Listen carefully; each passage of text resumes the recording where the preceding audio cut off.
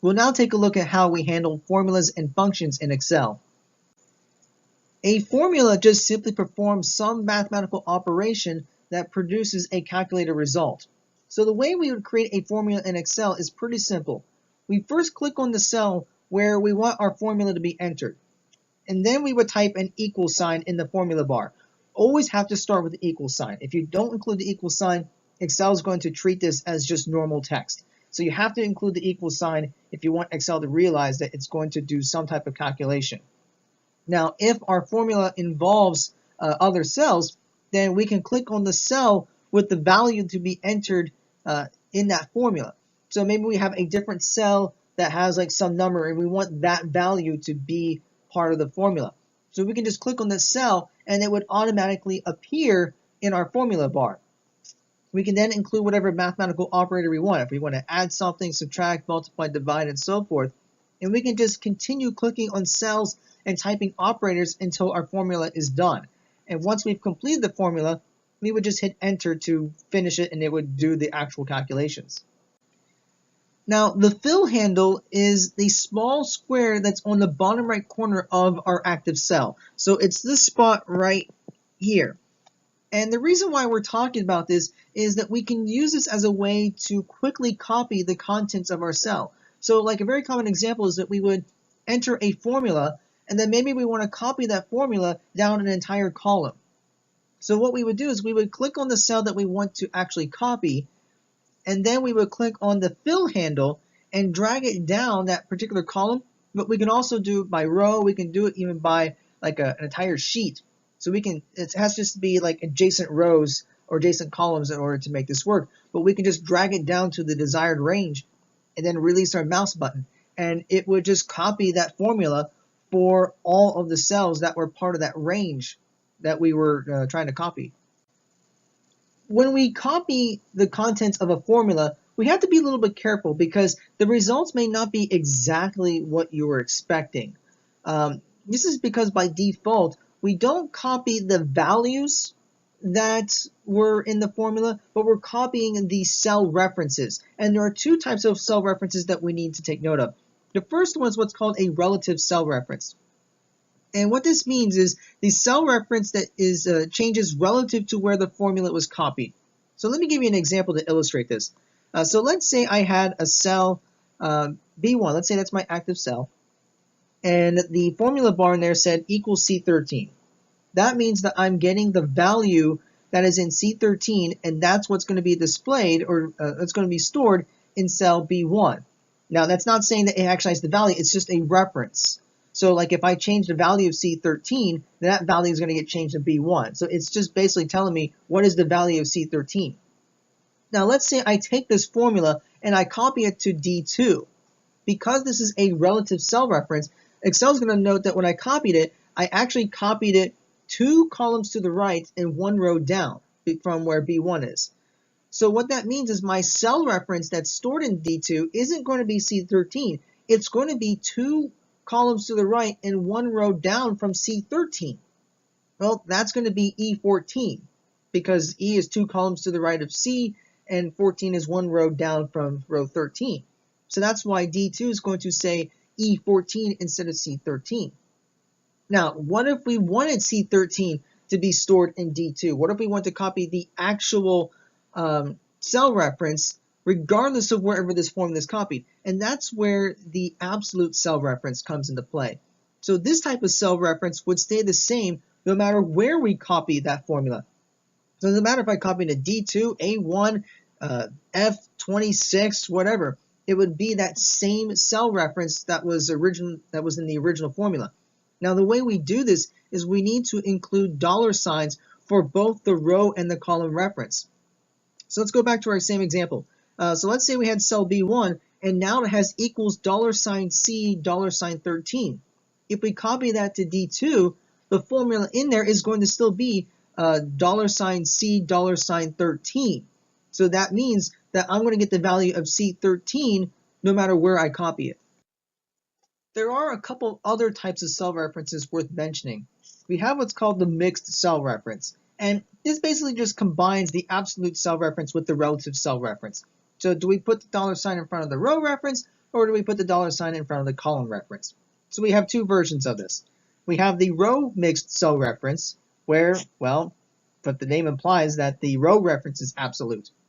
So for example, we can have something like C13 where the $sign is in front of the number part, but not in front of the letter or the column part. We then have the column mixed cell reference, which means the column reference is absolute, but the row reference is not. So here we would have a $sign in front of just the column reference, the letter, and there isn't one in front of the number. And what these simply mean is that whenever we copy a formula, only the respective part with the $sign gets saved. So like for example, with the row mixed cell reference, if I copy that formula down that entire column, the row part will stay the same. But if I copy that to another column, the column reference is going to change. Likewise, with the column mixed cell reference, if I were to copy that down the same column, the row portion is going to change, but the column will stay the same. But if I copy that across different columns, the column reference of it is going to stay the same. So here we have Excel open, and I just want to go over a couple of examples of some things we've been talking about so far, particularly entering data, doing some formulas, and let's see what happens when we actually copy some contents, so we can actually see the absolute and relative cell references in action. So I'm going to put some stuff in column A, so I'm just going to enter some numbers, that way we have something to work with. Okay, that's pretty good. And then let's say in C1, I'm going to put the results of A1 plus A2. So I can either click on the cell or I can click on the formula bar. Either way is fine. Always start with an equal sign when we want to try to do some type of calculation. And I can either type in the cell reference or I can click on it. And we see some color changes in our text. So we see like a bluish tint for A1, and we can see a blue border around A1. And we see a reddish tint for A2 and a red border. Well, there's some green stuff around it, but there is a reddish border around A2. And this lets us know that when we use a cell reference, we know exactly what cell reference we're using. So now if I hit enter, we get 3, which is the result of A1 plus A2. And if I were to change this, so maybe I'll put this to like 8, the value at C1 changes because A1 is still 1, but A2 is now 8. So sure enough, this works. Now let's see what happens if I were to copy the contents of this formula. Maybe I'll copy it down this column for a little bit. So we mentioned that we can use the fill handle. We can also like right click and do copy, right click paste, but the fill handle is pretty easy. And notice that when I put my mouse over the fill handle, the cursor changes. So we have a big white plus sign here, and it gets a little thinner down here, which lets us know that we're hovering the fill handle. So we'll click and drag this down for a little bit, and this is what we get.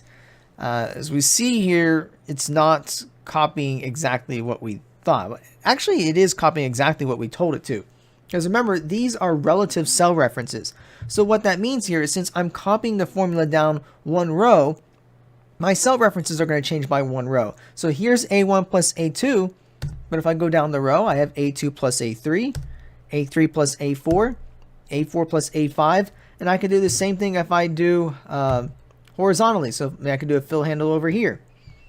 So if I go to column D, it's now B1 plus B2 because we copied over one column to the right.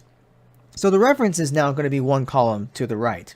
So this is what we mean by relative cell references. All right, so let's change that. So let me get rid of all this. We can click and drag a cell range like this, and we'll hit delete. So instead, we're going to make these absolute cell references. So I can put a $sign in front of the column and the row reference. Another trick you can do is you can actually hit F4. That does the same thing. So now let me try copying down one column. And we see that it's A1 plus A2 for everything that we copied. That's how absolute cell references work. That it's going to be exactly those cell references. I can do the same thing if I do across a row. So sure enough, it's still A1, A2. So that's how I get my absolute cell references. Let's do some quick examples of the mixed cell references. So let's do one reference here. And we'll do one reference here. So here we have the column mixed reference where the column reference is absolute. And here we have a row mixed reference where the row portion is absolute. So let's see what happens. So I'm going to copy some stuff here, and then I'm going to copy some stuff here. So let's see what happens. So if we look down the column C, we see that the A2 stays the same, the right part of it, because the row part is absolute. But the first value, this one right here, the row reference changes because the row part here is still relative. So we're just kind of going down the rows. And let's take a look at the changes over here. So the first operand stays the same. It's going to be A1 because the column part of it is absolute. But the second operand, we see that the column changes because only the row part of that is still absolute. So the column is still a relative reference at this point.